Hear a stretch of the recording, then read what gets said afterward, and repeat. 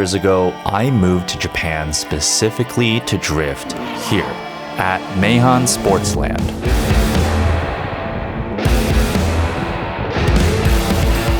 That year changed my life forever. I became addicted to the challenge of trying to master Japan's most dangerous drift course. When my visa expired, I left Japan knowing one day I would return. And today, I have finally moved back to Japan. It was time to find out what would happen if I competed once again at the track I feared most.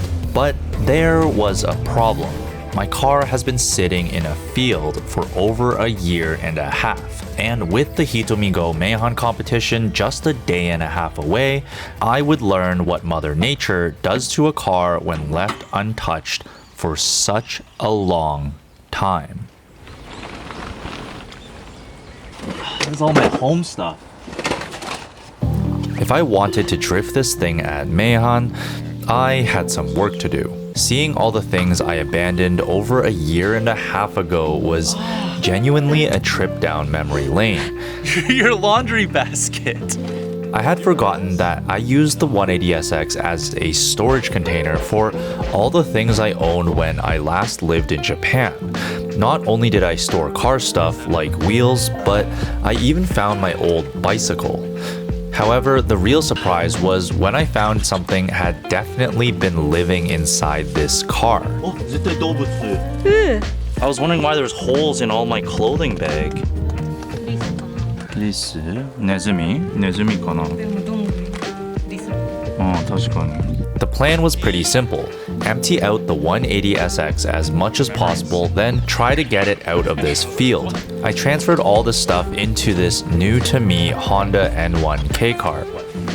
The more we dug, the more evidence we found that my 180SX was at one point somebody's home, likely a squirrel or a rat. Do you think it's in here right now?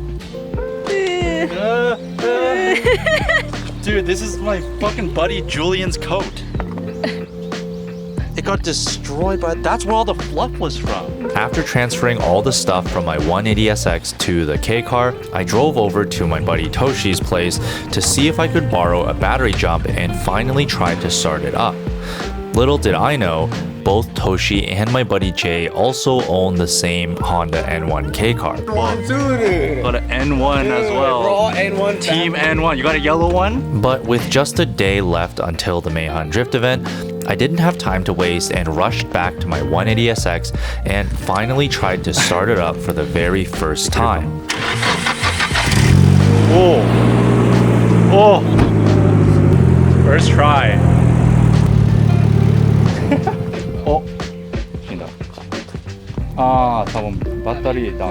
After visiting the local parts store to get a new battery, Hopefully it will stay running this time.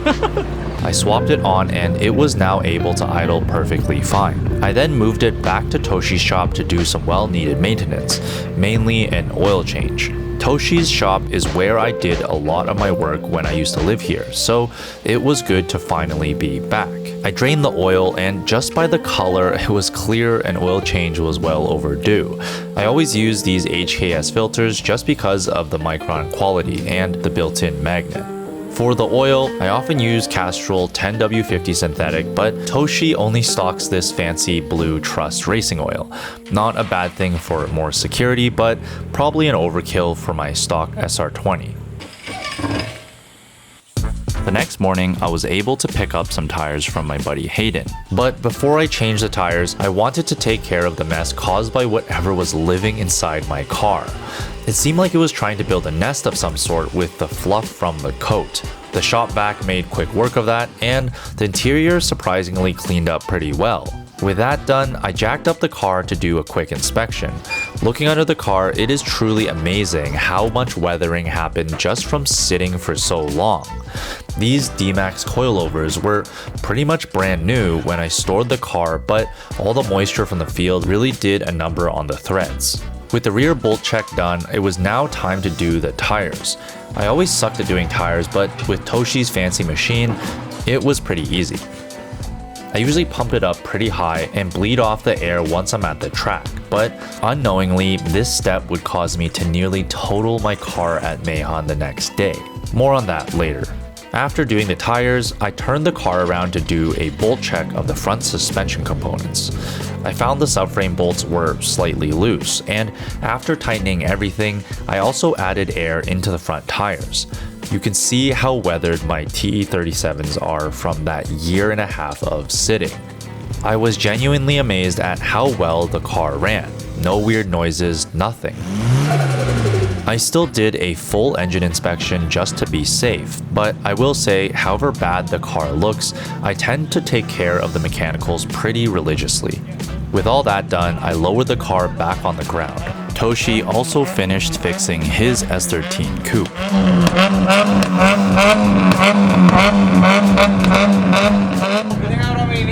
It's like 10 o'clock.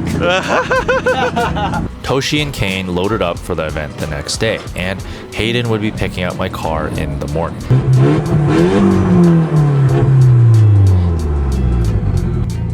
Right, so car's all prepared, and yeah, Hayden's actually coming in the morning to pick this thing up and loading it onto his truck. So yeah.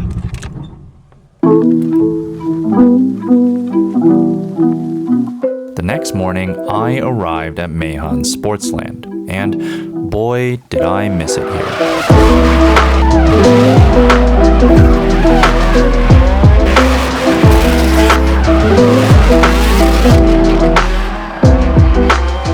Hayden arrived shortly after with my car, and after unloading, I went to grab my number from the event organizer, Hitomi-san.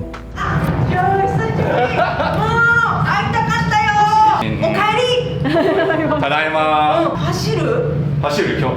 走る。でいいんじゃん。うん、エキスパート。エキスパーそト？うだよ。違う、絶対違う。大丈夫。はい、お願いします。 After taping my number in the usual spot, it was time to go out and see if I remembered how to drive here. Yeah, I'd be lying if I said I wasn't nervous. But to say I was nervous was an understatement. You see, the concrete walls on both sides of the course reminds you the dangers of messing up at Meihan. Making a mistake here means losing your car. it has been a long time since I've been here. A genuinely long time. And although I did drift similar layouts in Canada, it was always at open skid pads with no real consequences. If you make a mistake, you can just try again. But that isn't the case at Meihan. And whether people admit it or not, this aspect gets in your head and makes you drive differently compared to anywhere else I have experienced. Earlier in the day, a beautiful 1186 was already a victim of the unforgiving Meihan walls, and this is just a normal occurrence here. But even worse, I was unknowingly driving on rear tires pumped up to 45 psi. I was so nervous that in the morning I had forgotten to bleed off the air I had put in the night before, and I was about to find out the consequences of having nearly no grip in the rear of the car and no skill from being away for so long.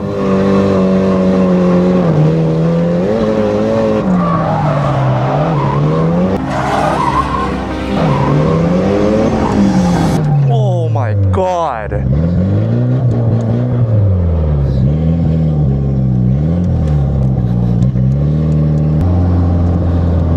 Whoops, I just caused a red flag. Okay.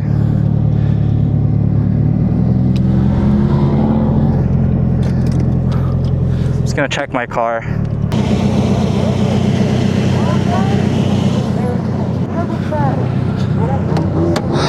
Fuck, man. Okay, I lost my front bumper, but I think that's about it. All the temperatures seem okay. Almost fucking totaled the car. What the fuck? I got extremely lucky. I lost my front bumper and folded in my right fender, but everything else was still solid. I felt like I completely forgot how to drive. Maybe that year and a half away was just too long. The next session was the judged competition run. I didn't expect to be so badly prepared, but I had no choice but to just try my best. And of course, my runs were all over the place. It was pretty clear I probably didn't belong in expert class like the event organizer Hitomi-san hoped. With the runs I was doing, I wouldn't have even made it onto podium in middle class like I did before. With the competition session over, I was feeling defeated. The rest of the day was just open practice, so instead of giving up, I went back in and made some changes to see if I could help my situation. Yeah, the problem I'm feeling now is that the car is not settling on the straight. I'm still in drift. I don't know, I think it might be my line, I'm not cutting in enough and hitting the curb, but good progress, at least. For the next session, I needed a new plan. Slowly work myself up to the big entry and actually warm myself up, praying that my muscle memory would eventually come back. And even though it was embarrassing to be driving so badly in expert class in front of all the locals, I just put my head down and focused on why I moved to Japan in the first place: to drive.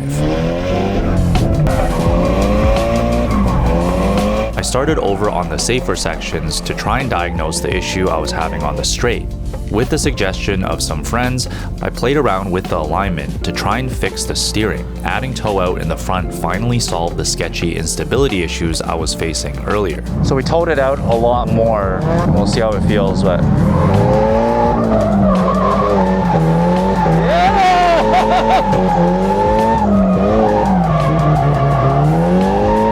Fuck yeah! Definitely car feels better. With the car finally feeling dialed, it was now just clearly a skill issue. Fucking Naoki Nakamura right behind me. No pressure, right?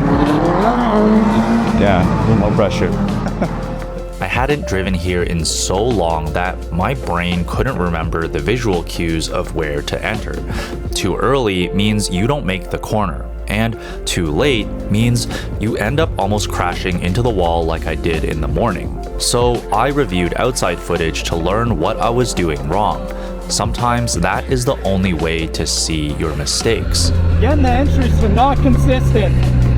Not consistent at all.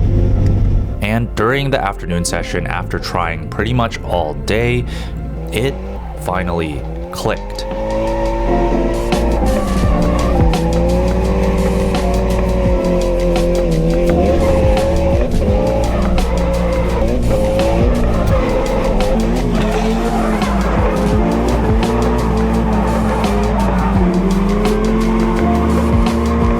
In the last session, I even ended up doing some laps with Kane.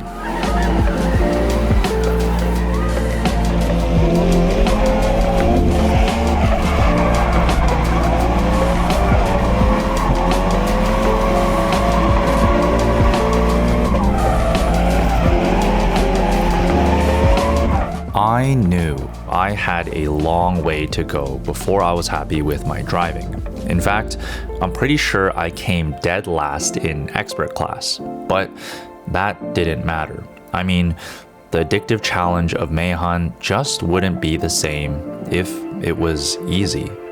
Thanks for watching, and please consider subscribing.